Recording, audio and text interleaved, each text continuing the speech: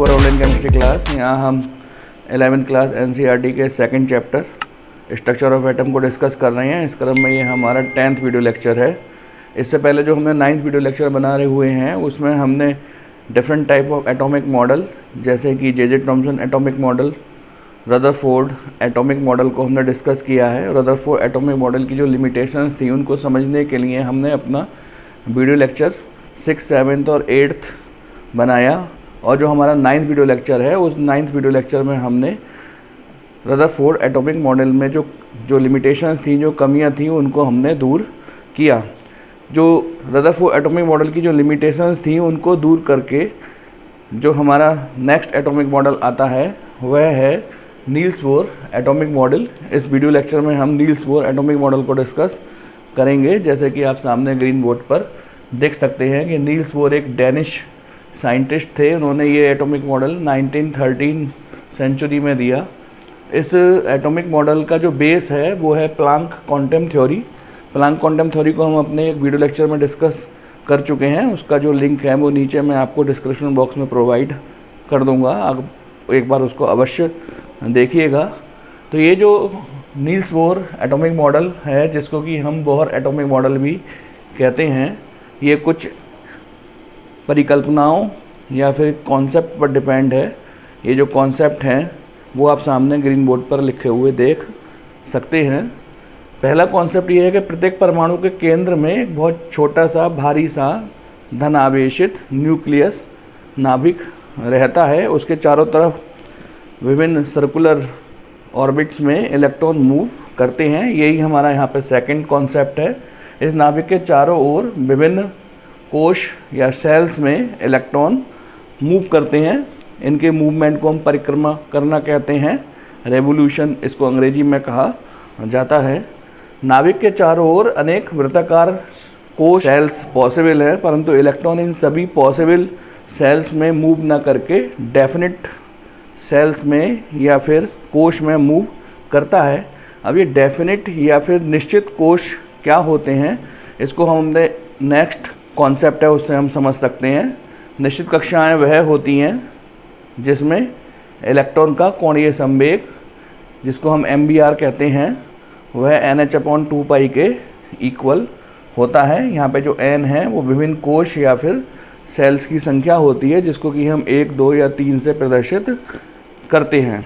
तो जो हमारा रदरफोर्ड एटॉमिक मॉडल था, जिसमें कि हमने ये कहा था कि जब नाभिक के चारों ओर इलेक्ट्रॉन परिक्रमा करेगा तो वह अपनी एनर्जी को लॉस करेगा, तो ऐसा जो है वो नहीं होता है। तो यहाँ पर लिखा भी है, निश्चित कक्षाओं में घूमते समय इलेक्ट्रॉन ऊर्जा का उत्सर्जन नहीं करता है। तो जो हमारा जो लिमिटेशन थी, जिसमें कि कहा गया था कि नाभिक के चारों ओर इलेक्ट्रॉन सर्कुलर मूवमेंट करता है और प्रकाश के रूप में ऊर्जा का उत्सर्जन करता है, जिससे कि उसकी जो ऑर्बिट है वो छोटी होती चली जाती है और अंत में जाकर के इलेक्ट्रॉन नाभिक में गिर करके अपने अस्तित्व को ख़त्म कर लेता है। तो ये वाली जो लिमिटेशन रदरफोर्ड एटॉमिक मॉडल में हमने पढ़ी थी वो यहाँ पर दूर हो जाती है। एक बार मैं इसको फिर से रिपीट कर देता हूँ। नाभिक के चारों ओर जो निश्चित कक्षाएं होती हैं, जब उसमें इलेक्ट्रॉन मूव करता है तो वह ऊर्जा का उत्सर्जन नहीं करता है। तो ये कुछ पॉइंट्स हैं, आप इनका स्क्रीनशॉट ले लीजिएगा। नेक्स्ट आगे को और डिस्कस करते हैं। यदि हम नेक्स्ट कॉन्सेप्ट की बात करें तो आप सामने ग्रीन बोर्ड पर लिखा हुआ उसको देख सकते हैं। ऊर्जा का उत्सर्जन तब होता है जब इलेक्ट्रॉन एक निश्चित कोश से दूसरी निश्चित कोश में जंप करता है और उस निश्चित कोश में वहाँ पर वो 10⁻⁻8 सेकंड तक रुकता है, और जब अपनी मूल कोश में वापस लौट करके आता है तो जो ऊर्जा इसने अवशोषित की थी वह उसको उत्सर्जित कर देता है। इस बात को हम इस चित्र के माध्यम से समझ सकते हैं। जैसे कि ये न्यूक्लियस, इस न्यूक्लियस के चारों ओर हमने कुछ डेफिनेट शेल्स बना रखी हैं। ये सर्कुलर होंगी। समय की और जगह की बचत करने के लिए हमने इनको इस प्रकार से यहाँ पर बना रखा है। तो ये जो सेल्स हैं इनको हमने K, L, M, N इन हमसे इनको हम यहाँ पर शो करते हैं। इनको हम n = 1, n = 2, n = 3, n = 4 भी कह सकते हैं। यहाँ पर जो हमारा इलेक्ट्रॉन है वह फर्स्ट सेल में यहाँ पर मूव कर रहा है अराउंड द न्यूक्लियस। जब इसको बाहर से एनर्जी मिल जाती है तो वह उस एनर्जी को अवशोषित करके एब्जॉर्ब करके हायर सेल में जंप कर जाता है। जितनी ज़्यादा एनर्जी ज़्यादा होती है वो उतना ही ऊंचा जंप करता है। तो यहाँ पर हमने इस इलेक्ट्रॉन को एनर्जी दे करके थर्ड सेल में जंप करवा दिया है, और इस थर्ड सेल में, जिसको कि हमने एम भी बोल सकते हैं, 10⁻⁻8 सेकंड तक यहाँ पर वह रुकेगा और पुनः अपनी सेल में वो वापस लौट करके आएगा। तो वापस लौटते समय वही ऊर्जा ये उत्सर्जित करेगा जो कि इसने अवशोषित की थी। अब इसके लौटने का जो पैटर्न होगा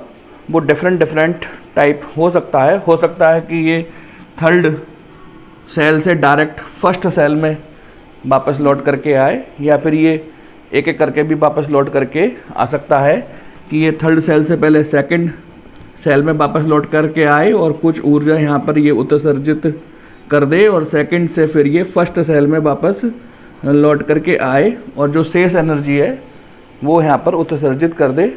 तो निश्चित ही यहाँ पर रदरफोर्ड एटॉमिक मॉडल की जो लिमिटेशन थी, जिसमें कि हमने पढ़ा था कि वास्तविक स्पेक्ट्रा जो होता है वो लाइन स्पेक्ट्रा होता है, और रदरफोर्ड एटॉमिक मॉडल के अनुसार स्पेक्ट्रा कॉन्टिन्यूस स्पेक्ट्रम आ रहा है। तो वो जो लिमिटेशन है वो यहाँ पर सॉल्व हो जाती है। आप देख सकते हैं कि यहाँ पर डिफरेंट हमको कलर्स की लाइन मिलेगी जो कि हमारे लाइन स्पेक्ट्रा को प्रूफ करती है। तो इस प्रकार से हम नील्स बोर एटॉमिक मॉडल के द्वारा रदरफोर्ड एटॉमिक मॉडल की जो सेकंड लिमिटेशन है उसको भी हम यहाँ पर सॉल्व कर सकते हैं। यहाँ पर जो इलेक्ट्रॉन की एनर्जी है वो सामने लिखे हुए फॉर्मूले से हम निकाल सकते हैं। इस फॉर्मूले का यूज़ हम न्यूमेरिकल करते समय करेंगे। तो जो सेकंड चैप्टर के लास्ट में एक्सरसाइज में या एग्जाम्पल्स में जो न्यूमेरिकल्स दे रखे हैं वो इस फॉर्मूले के द्वारा हम सॉल्व कर सकते हैं। ये जो फॉर्मूला है आप सामने लिखा हुआ देख सकते हैं, energy at a particular cell, जिसको हमने एन से शो कर दिया है। एन की वैल्यू 1 2 3 4 कुछ भी हो सकती है। जिस किसी भी ऑर्बिट में इलेक्ट्रॉन मूव कर रहा होगा उसके लिए एन की वैल्यू वही हो जाएगी। यदि सेकंड या फर्स्ट सेल में इलेक्ट्रॉन मूव कर रहा है तो एन की वैल्यू जो है क्रमशः 2 और 1 हम यहाँ पर रख करके उसकी एनर्जी को काउंट कर सकते हैं। आइए फॉर्मूले की ओर बढ़ते हैं। जैसे कि आप सामने देख रहे हैं, E n equal to minus 2π² m e⁴/h² z² n square. यहाँ पर जो m है वो मास ऑफ इलेक्ट्रॉन है और जो e है वो चार्ज ऑफ इलेक्ट्रॉन है। ये दोनों डेफिनेट होते हैं, निश्चित होते हैं। आप जानते हैं कि m की वैल्यू 9.1 10⁻⁻31 किलोग्राम होती है और जो चार्ज होता है इलेक्ट्रॉन का वो 1.6 10⁻⁻19 कूलाम के इक्वल होता है। h यहाँ पर प्लांक कांस्टेंट है। प्लांक कांस्टेंट की वैल्यू भी आप जानते हैं 6.626 10⁻⁻34 जूल प्रति सेकंड इसकी वैल्यू होती है। z² ये एक पर्टिकुलर किसी भी एटम का एटॉमिक नंबर है, ये परमाणु क्रमांक है। जिस किसी भी परमाणु का हम एक पर्टिकुलर ऑर्बिट में हम एनर्जी निकालेंगे उसके लिए हम यहाँ पर परमाणु क्रमांक की वैल्यू रख देंगे। जैसे हाइड्रोजन के लिए Z की जो वैल्यू होती है वो 1 होती है, हीलियम के लिए Z की वैल्यू 2 होती है और लिथियम के लिए Z की वैल्यू 3 होती है। ऐसे ही हम इसको आगे भी अन्य एटम्स पर अप्लाई कर सकते हैं। यहाँ पे n जो है वो एक पर्टिकुलर शेल है जिसमें कि हमारा इलेक्ट्रॉन मूव कर रहा है। जैसे कि पहले भी बताया जा चुका है कि यहाँ पर n की वैल्यू फर्स्ट ऑर्बिट के लिए जो है वो 1 होगी और सेकंड ऑर्बिट के लिए यहाँ पर 2 होगी, और ऐसे ही इसको आप आगे भी समझ सकते हैं। इस फॉर्मूले का डेरिवेशन आपके कोर्स में नहीं है। इस फॉर्मूले का यूज़ करके केवल आपको इससे संबंधित न्यूमेरिकल्स जो है सॉल्व करने हैं। यदि हम इन सब की वैल्यू यहाँ पर पुट करते हैं, पाई की वैल्यू, एम की वैल्यू, ई की वैल्यू और एच की वैल्यू, तो सबकी वैल्यू रखने पर जो टोटल हमारे पास कैलकुलेशन करके जो क्वांटिटी आती है वह आती है 21.8 10⁻⁻19। इसको हम जूल पर एटम में हम इसको काउंट करते हैं। यदि हम इसको इलेक्ट्रॉन वोल्ट में काउंट करें तो एक पर्टिकुलर एनर्जी की वैल्यू -13.6 Z² इलेक्ट्रॉन वोल्ट पर एटम में यहाँ पर हम काउंट कर सकते हैं। आमतौर से इस एनर्जी की वैल्यू हम हाइड्रोजन एटम के लिए ही काउंट करते हैं। तो यहाँ पर Z की वैल्यू हम 1 रख देंगे क्योंकि हम जानते हैं कि हाइड्रोजन के लिए एटॉमिक नंबर 1 होता है। तो ये जो एनर्जी है फॉर हाइड्रोजन एटम वो हो जाएगी -13.6 n² इलेक्ट्रॉन वोल्ट पर एटम। और यदि हमें किसी एटम के लिए हमको ये काउंट करनी होगी तो हम उसका एटॉमिक नंबर यहाँ पर रख करके उस एनर्जी को काउंट कर सकते हैं।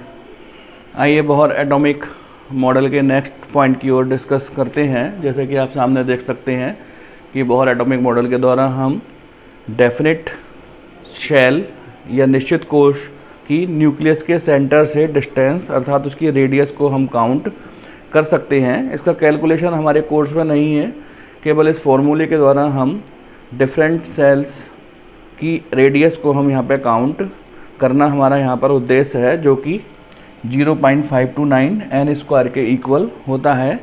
इसको हम एंगस्ट्रॉन में यहाँ पर नापते हैं। जब हम इसको पिकोमीटर में चेंज करेंगे तो इसकी वैल्यू 52.9 n स्क्वायर पिकोमीटर आती है। यहाँ पर जो n है उसकी वैल्यू 1, 2, 3, 4 कुछ भी हो सकती है। जिस किसी भी ऑर्बिट की हमको न्यूक्लियस के सेंटर से डिस्टेंस निकालनी है, उसके लिए हम n की वैल्यू उसी ऑर्बिट की संख्या के बराबर काउंट कर देंगे। जैसे कि पहली ऑर्बिट के लिए n की वैल्यू 1 होगी और सेकंड ऑर्बिट के लिए n की वैल्यू 2 होगी। तो इस प्रकार यहाँ पर हमारा Bohr atomic model for hydrogen complete होता है। इस Bohr atomic model for hydrogen के द्वारा हम बहुत सी लिमिटेशंस को हम जो हैं दूर कर चुके हैं, जो कि आप सामने ग्रीन बोर्ड पर लिखा देख सकते हैं। परमाणु की स्टेबिलिटी को ये एक्सप्लेन करती है। रदरफोर्ड एटॉमिक मॉडल जो था एटम की स्टेबिलिटी को या परमाणु की स्थायित्व को एक्सप्लेन करने में जो है असफल रहा, क्योंकि उसने बोला था कि नाभिक के चारों ओर जो इलेक्ट्रॉन घूमेगा तो वह प्रकाश के रूप में ऊर्जा का उत्सर्जन करेगा, जिससे कि उसकी ऑर्बिट छोटी होती चली जाएगी और अंत में जाकर के वह न्यूक्लियस में गिर कर अपने अस्तित्व को समाप्त कर देगा। तो ये लिमिटेशंस जो है वो यहाँ पर बोहर एटॉमिक मॉडल के द्वारा हमने दूर की। उन्होंने बताया कि जब इलेक्ट्रॉन एक डेफिनेट शेल में या निश्चित कोश में मूव करता है तो प्रकाश के रूप में वह ऊर्जा का उत्सर्जन नहीं करता है, तो निश्चित ही उसकी जो ऑर्बिट है वो छोटी नहीं होगी और वह न्यूक्लियस में जाकर के अपने आप को समाप्त नहीं करेगा। जो सेकंड लिमिटेशन थी बोहर एटॉमिक मॉडल की कि वह थी कि Rutherford atomic model continuous spectrum आता था, लेकिन वास्तव में जो यहाँ पर स्पेक्ट्रम हमको मिलता है वह लाइन स्पेक्ट्रम मिलता है। तो बोहर एटॉमिक मॉडल के द्वारा रेखीय स्पेक्ट्रम की पुष्टि होती है। तो इस प्रकार जो रदरफोर्ड एटॉमिक मॉडल की जो लिमिटेशंस थी वो हमने बोहर एटॉमिक मॉडल के द्वारा दूर किया। लेकिन इतना सब कुछ होते हुए भी बोहर एटॉमिक मॉडल की भी कुछ लिमिटेशंस हैं जो हमको आगे डिस्कवरी के लिए प्रेरित करती हैं। आइए उनको डिस्कस करते हैं। तो मैं उम्मीद करता हूं कि जो Bohr atomic model for hydrogen atom है वो आपको स्पष्ट हो गया होगा और इसकी जो यूज़फुलनेस है, इसकी जो विशेषताएं हैं वो भी हमने यहाँ पर डिस्कस करी। जैसा कि आप सामने देख सकते हैं, इतनी सब बातें होते हुए भी रदरफोर्ड एटॉमिक मॉडल की कुछ कमियां हैं जो कि आप सामने ग्रीन बोर्ड पर लिखा हुआ देख सकते हैं। पहली लिमिटेशन ये है कि ये जो बोहर एटॉमिक मॉडल है ये केवल हाइड्रोजन एटम के लिए ही वैलिड है और केवल उसी की लाइन स्पेक्ट्रम को ये एक्सप्लेन कर पाता है और किसी भी एटम के लाइन स्पेक्ट्रम को ये एक्सप्लेन करने में असफल रहता है। सेकेंड लिमिटेशन ये है कि जब इस लाइन स्पेक्ट्रम को हम मैग्नेटिक फील्ड में से पास कराते हैं तो ये जो लाइन स्पेक्ट्रम की लाइंस हैं वो और स्मॉल लाइंस में स्प्लिट हो जाती हैं। ये स्प्लिटिंग क्यों होती है, इस बात को ये बोहर एटॉमिक मॉडल के द्वारा हम एक्सप्लेन नहीं कर पाते हैं। यद्यपि इस बात को हम जीमन इफ़ेक्ट कहते हैं और जीमन इफ़ेक्ट क्या होता है ये आप हायर क्लासेस में जा कर के पढ़ेंगे। थर्ड लिमिटेशन कि ये एटम के 3D मॉडल को एक्सप्लेन नहीं करता है। फोर्थ लिमिटेशन ये मॉलिक्यूल की शेप को एक्सप्लेन नहीं करता है। डी ब्रोगली के ड्यूअल नेचर ऑफ मैटर को ये सपोर्ट नहीं करता है। तो रदरफोर्ड एटॉमिक मॉडल के द्वारा ड्यूअल नेचर ऑफ मैटर को हम एक्सप्लेन नहीं कर पाते हैं। सामने आप जो ये limitation of Bohr atomic model देख रहे हैं, आप इसका स्क्रीनशॉट ले लीजिएगा और अपनी कॉपी में इसको एज इट इज़ लिख लीजिएगा। यदि कोई परेशानी है या कुछ आपको क्वेश्चन पुटअप करना है तो आप व्हाट्सएप ग्रुप पर या फिर कमेंट बॉक्स में पूछ सकते हैं। इस प्रकार हमारा यहाँ पर ये वीडियो फिनिश होता है। अब हम अपने नेक्स्ट वीडियो लेक्चर में मिलेंगे तो वहाँ पर डी ब्रोगली इक्वेशन और ड्यूअल नेचर ऑफ मैटर के बारे में समझने का प्रयास करेंगे।